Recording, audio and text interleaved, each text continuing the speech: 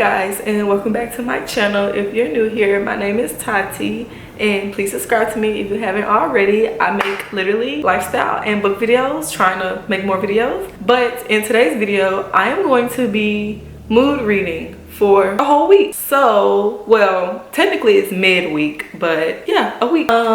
If you haven't already seen my last video, I basically did like a mystery and thriller reading vlog. So I'm really not in the mood to read that anymore now that I got it out of my system. So now I'm kind of, I don't know, I think I'm in like a spicy smut type of reading mood now.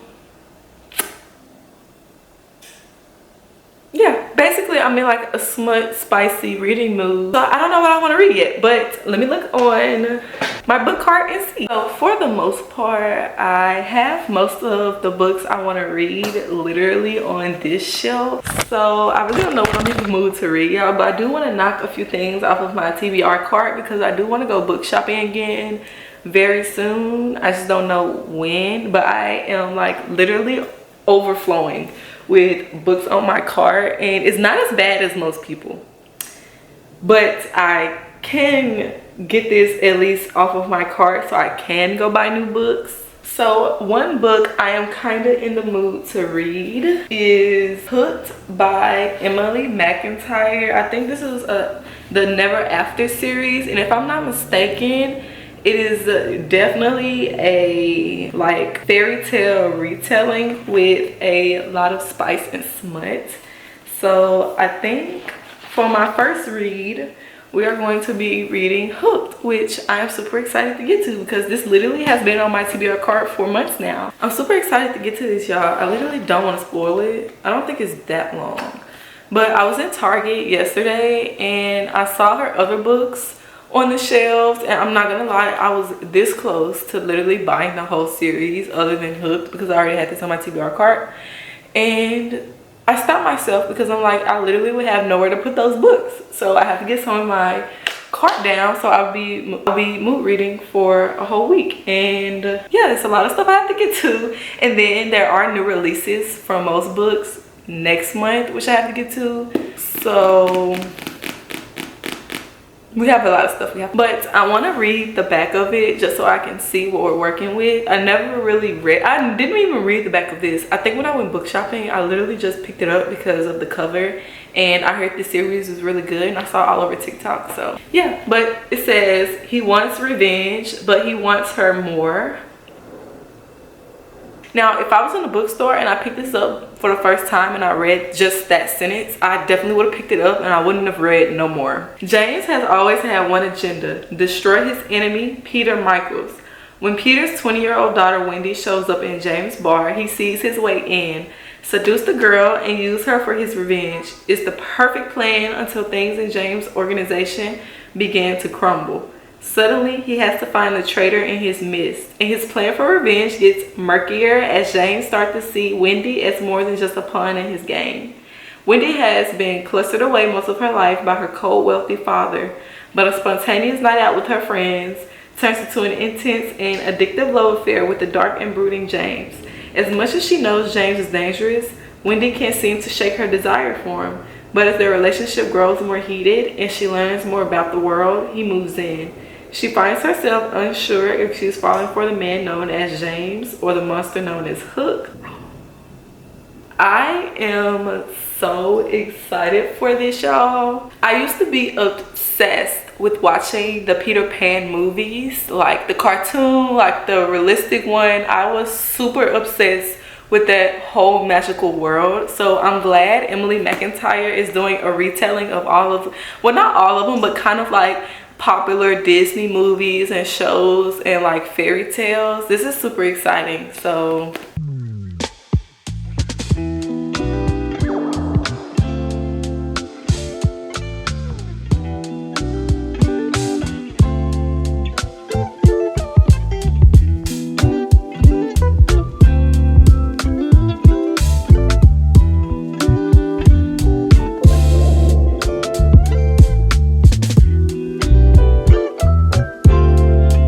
it's the next day and I am currently on chapter 15 of Hooked, and so far it is so good. Like, I think I'm gonna go get the other book soon, even though I haven't finished it. It's just, I love the fact that she added in like the actual like words and concepts from Peter Pan. Like, he calls her Wendy darling, which is so freaking cute. And then like, I don't want to spoil it for anybody who hasn't read it, so please like skip to this time because I'm gonna be talking about a little bit of it. But the fact that he took her on a boat for their first date, and his boat is called Tiger Lily, which I think is super freaking cute. And then like the person who basically helped him on the boat and who set it all up is Smee. So if you don't know who Smee is, like, I mean, people might know, but for those of you who don't know who Smee is from Peter Pan, he's the one who wears like the red beanie, and in the Peter Pan like whole world, he's kind of like a bigger guy. I just think it's so cute how she's adding in these little small terms. Like Wendy's brother, I think, was named Jonathan in the universe too. So I am obsessed, and I don't know, I really like it. And then for any of you who hasn't like seen the movies, her dad nicknamed her Little Shadow, because in the movies Peter Pan had a shadow following him around, which is like his alter ego, I guess. But I just think it's cool that she's kind of like, she's still keeping it the same concept, but it's just different from different aspects, which I personally like. So I'm super excited to read some of this. I don't know, y'all, I might binge it. Hopefully I can finish it today or tomorrow, but I don't want to rush it because it's just so freaking good. So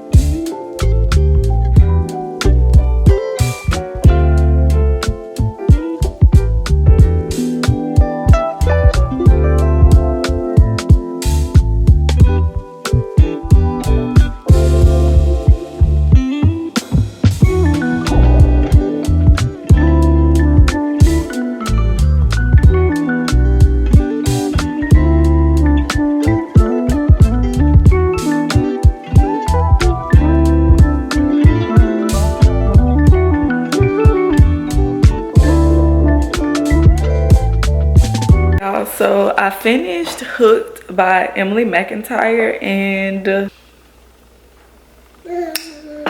the ending really threw me for a fucking loop. Like, okay, I want to like vent about this. If you have not read Hooked by Emily McIntyre, please skip ahead. I'm gonna leave a time right here so you guys won't get spoilers. So I would have rated this higher. I rated it a 3.75 stars. I was close to rating it a 4 stars. But the only reason why I didn't is because the ending really threw me for a loop at the end. Don't get me wrong. In the beginning, I absolutely loved the fairy tale retelling, the Peter Pan vibes, the dark romance vibes, the grumpy ex-sunshine vibes, the mafia vibes. I absolutely loved those vibes. It was a chef's kiss. The only thing I didn't like, and I don't know if I'm the only one who is, I don't know if I'm overthinking it or like, am I tripping or like, I don't know. But the ending, okay, so when Wendy got kidnapped and everything, and Hook found out that Smee was actually his cousin, it kind of threw me for a loop that the author decided to throw in the fact that John, Wendy's brother, is also Hook's brother. So technically all of them are half siblings, but yet at the end, Hook and Wendy still got together and had babies and everything. I don't know, y'all, but that's giving a little bit incesty. And I don't like it at all. That's not the vibe. Because you will still be related either way it goes. Because John and Wendy has the same mom, and then Hook and John has different dads, same mom. So technically that would make literally all of them have siblings, basically related. And I don't know, that kind of threw me off for a loop. So I rated it 3 stars, and the only reason why I rated it 3 stars was because the dark romance and everything was really good, and the story retelling of the whole fairy tale aspect, I feel like she could have just left that part out. Like, I feel like Smee being Hook's cousin was good enough. I don't think she should have threw in the fact that John was related to Hook as well. Like, I feel like she should have just left it at the fact that after they killed Smee and after like everybody was cool and everything, but Peter was still upset. I feel like she should have just left it to the fact that Peter was upset because Hook had Wendy, like, I guess in his claws, even though Wendy still loved Hook, so he wasn't forcing her to do anything. But I feel like she should have just left it as Peter being a terrible father to John, and Peter was upset that Hook and Wendy were still together. I feel like she should have just left it there instead of including that John is also Hook's half brother, because technically they're half siblings. And I don't know if I'm the only one who's overthinking this, or I don't know if I'm the only one who thought this. I just don't know, like, if the dark romance and the smut overtook that type of plot. But I feel like people should definitely be aware of that, of what's actually going on in the book, because I don't like that. But I rated it at 3.75 stars on my Goodreads, and I have to run errands right now, so when I come back I think I'm gonna start another book. I'm still mood reading, so I don't know what I want to read after this. I'm kind of not feeling a dark romance or a smut book anymore, because the ending threw me off for a loop. It really did. It really threw me off, so I don't know, we're gonna see.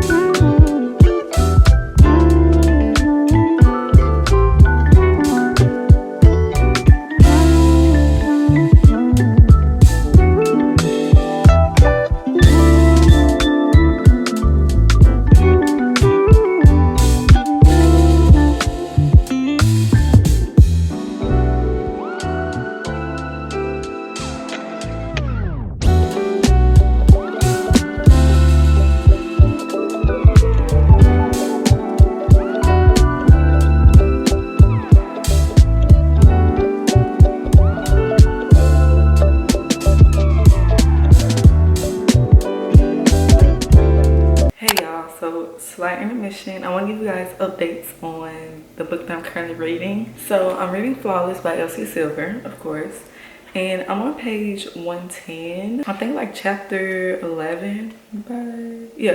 Chapter 11. And so far I've annotated like a little bit, because oh my god, the slow burn and like the tension between Rhett and Summer. Their playful banter literally had me giggling last night trying to read some more and annotate it, and I'm gonna tell you guys what I annotated. Okay, so the first thing I annotated was when if you haven't read Flawless by Elsie Silver, I'm gonna leave a time right here, so please skip it because I don't want to spoil it for anybody who hasn't read it. But so I'm at the part where Summer is at Rhett's like family home right now, because she basically has to babysit him with his career. So Rhett was like, "Are you having a stroke?" Rhett peers down at me, lips curving toward the ground. "And what are you doing?" "Opening your door for you. Now get out." My lips tug up. Silent giggles fills me, and I realize he's trying to be gentlemanlike while also being a grumpy dick. That's just like, I love like the toxic, I mean not toxic, but like playful banter. It's giving a little bit toxic. And then another quote I annotated was this whole scene where she was like, "I'm supposed to keep little Rhett in your pants," and that one girl was ready to pack him up and take him home. "Pardon me, you're a dick." It doesn't matter what you are or are not. You need to look wholesome, which means keep it in your pants, keep your hands to yourself, win the whole fucking thing so we can put both this behind us. This fresh out of law school knockout seriously tell me what I can and cannot do with my dick? How much she see me? Realize that I'm on your side. I don't want this to be miserable. I don't want to embarrass you. If you let me, we can be a team rather than fighting the entire time. Use your head. Which one? Like, are you kidding me? The whole banter between Ray and Summer is just everything. Like, it's just everything. But I'm gonna keep you guys more updated as I read, because so far I'm liking it. It's really good. I love the slow burn, the tension, and like the small town country trope. So it's been like a whole day since we last talked. As you can see, I went ahead and tabbed like and annotated some of the stuff that I felt like was just like, I don't even know how to explain Rhett and Summer's situation. Like, oh my god, Rhett. I did not know I would like this book going into it, because I never thought I would be like a small town cowboy girly type of, I don't know. But I'm obsessed. Like, I am obsessed. I actually just got back from going to the bookstore and buying shit ton more books. But I did pick up the second book in the Flawless series, because I was like, literally, I'm not even done with this book, but I have to go get the second one. Like, I have to. I am on chapter 29. I think it's like 30 something chapters plus an epilogue or something. So I'm almost done. I'm going to finish this today, come back to you guys and tell you guys my final rating, because I am just obsessed with this. And I've been mood reading for like a whole week now. So I don't know what book I'm gonna read next. I thought that I would go ahead and start the second book after I finish this one, because I'm currently in the mood to like just binge this series. But I was like, I don't know, because I went and picked up other books at the bookstore. So now I don't know what I'm in the mood to read next, y'all. I don't know. But I'm gonna finish this. This is so freaking good. Like, oh my God, the spice level in here and the way he calls her princess, like my heart just ricocheted out of my chest. Seriously, it just ricocheted out of my chest. But I'm gonna come back to you guys when I'm a little bit further into the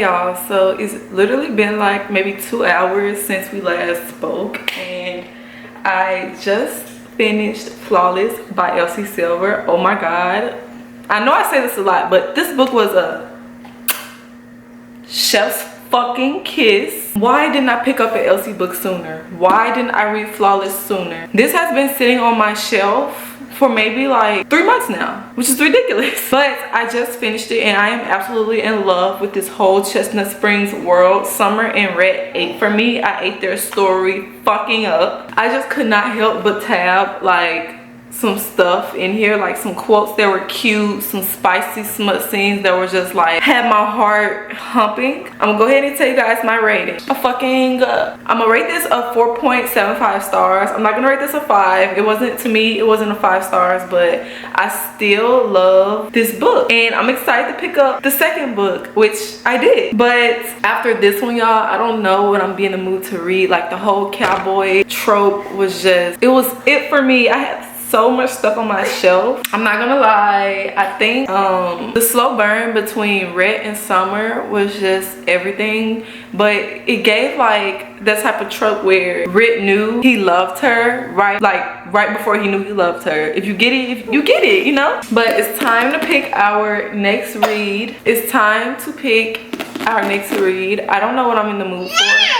I don't know what I'm in the mood to read, but I have been wanting to pick up Allie Hazelwood. So stop, LJ. Look. I don't know what I'm in the mood to read next. Now, I'm not gonna lie, I've been dying to get to Allie Hazelwood Bride, which I got it right here. I think I got this book. I got this one from Kroger, if I'm not mistaken. My local Kroger had it for like 30% off, so I was like, might as well just get it, especially because a lot of people have been talking about it.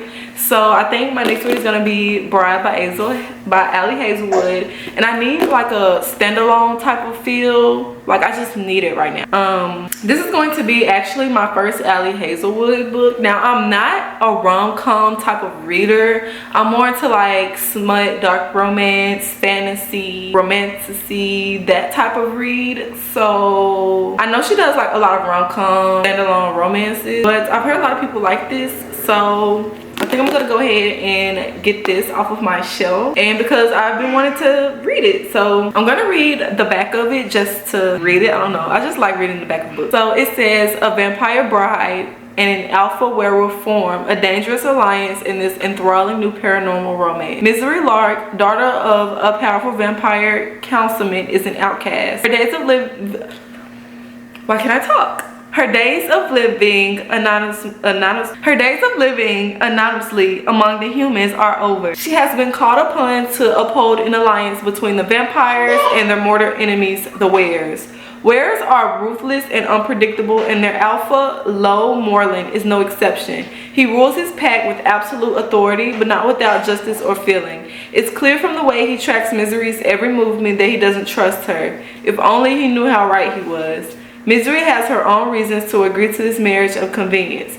Reasons that have nothing to do with politics or alliances and everything to do with the only thing she's ever cared about. And she's willing to do whatever it takes to get back what's hers. Ooh, this is a paranormal romance. I'm so excited, y'all. So let me go ahead and dive. I just noticed, y'all. Why did I think this part was like her hair? But it's actually like a wolf. I thought this was her hair. Oh my fucking god. Okay, I think I'm just gonna go ahead and jump into it. A lot of people have been saying they enjoyed it, so let's read it, y'all.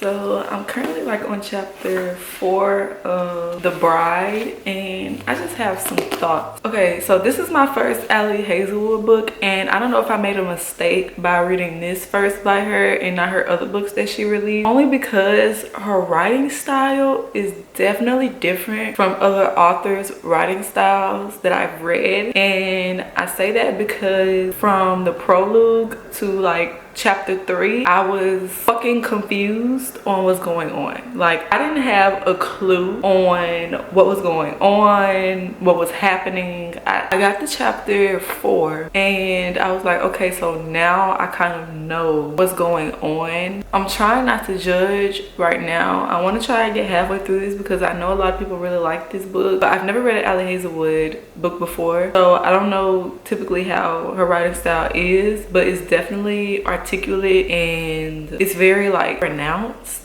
I don't know how to explain it. Like, it's definitely different from other authors' writing styles, but I do have to say, y'all, I don't know if I understand this paranormal world, but I'm gonna give it a chance and I'm gonna finish reading it. But so far, I'm kind of like, I didn't do this to my book, but I turned the page and I was like, what the actual fuck?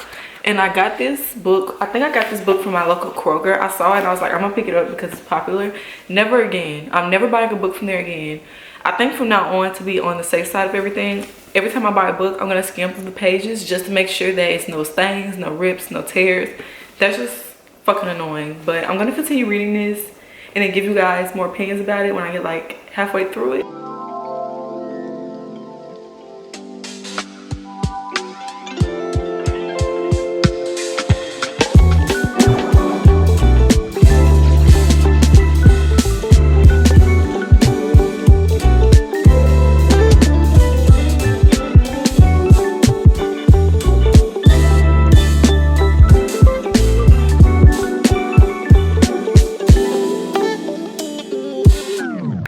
So last time we talked, I was literally just beginning to read Bride by Allie Hazelwood, and I'm literally like halfway through it.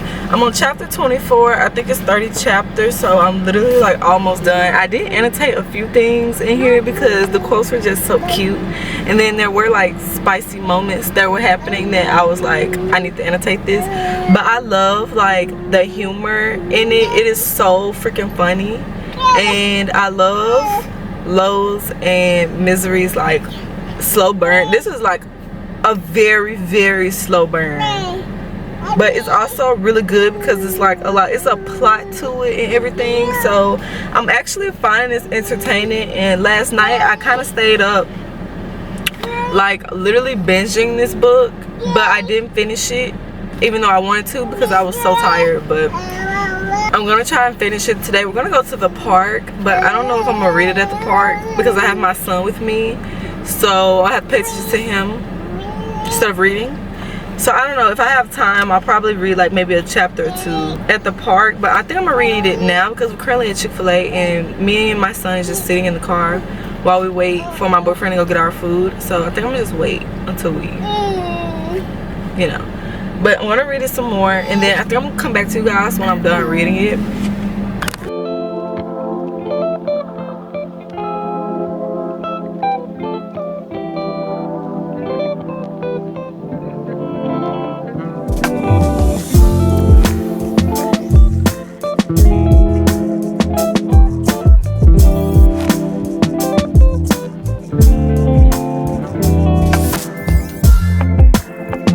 Hey guys, so it's literally been about like 3 days since I last finished Bride by Ali Hazelwood, and I do have to say, for this to be my first Ali Hazelwood book, I'm not gonna lie, I did not understand her writing at all from like the prologue until like chapter 3. I was just confused about what was going on, and it kind of put me on the fence about reading another book from her. Like, I don't think I will pick up an Ali Hazelwood book in a minute, but don't get me wrong, Bride, it was a really good fantasy. It was like a really different fantasy from what I've normally read, and I love reading about like how people interpret their fantasies and their fantasy world and the characters. Now for this specifically, I was not connected to the characters in any way, but I did still love the humor that our main female character Misery was giving off, and I kind of like the vibes she was giving. So yeah, and I wasn't connected to the male character at all either, but I kind of did love the way that she described them, and kind of like, I wouldn't necessarily say they were like, the trope was enemies to lovers. It was more like forced marriage, forced proximity that kind of got them to love each other at the end, if that makes sense. But overall, I rated this book a 3 stars. For me specifically, it was a 3.25. It could have been a 4 if I would have understood what the hell was going on in the beginning, but it was still good. It was bingeable. I did binge it and I finished it, and I love the ending. It was funny, it was humorous, it was bingeable. But yeah, that's kind of it. Now I did like tab and started, y'all, I'm in my annotation era. I did start annotating like a couple of days ago. Well, not days ago, but like maybe a week or 2 ago. So I did like annotate some cute quotes, some cute funny parts that were happening in the book. But overall, I do have to say it was a pretty good bingeable book. I'm not head over heels for it because it's just not my type of fantasy, but it would, for me personally, kind of put me in a reading slump, so I had to immediately read something else that would get me out of it. But yeah, overall, I do have to say this book is pretty good. So that's the end of mood reading for a whole week. I hope you guys like this video. Also, let me know if you guys kind of like me posting shorts, because I feel like me posting shorts, you can kind of see a little bit more about my life, and I'll just do like videos like these if I'm doing like a reading vlog, or like if it's something special. But I've been loving doing these shorts and posting it for you guys because you can kind of see a little bit more of my life rather than you can doing this. And I just thought it would be fun to do shorts on my YouTube channel now too. So yeah, thank you guys so much for watching. Let me know what you guys want to see more of on my channel. Let me know like what kind of shorts you guys want to see, what kind of more regular videos you guys want to see. Just let me know. I am super excited to be bringing back content for you guys and being consistent like I have every day. So yeah, anyways, thank you so much for watching, besties. I'll see you in my next video. Bye bye.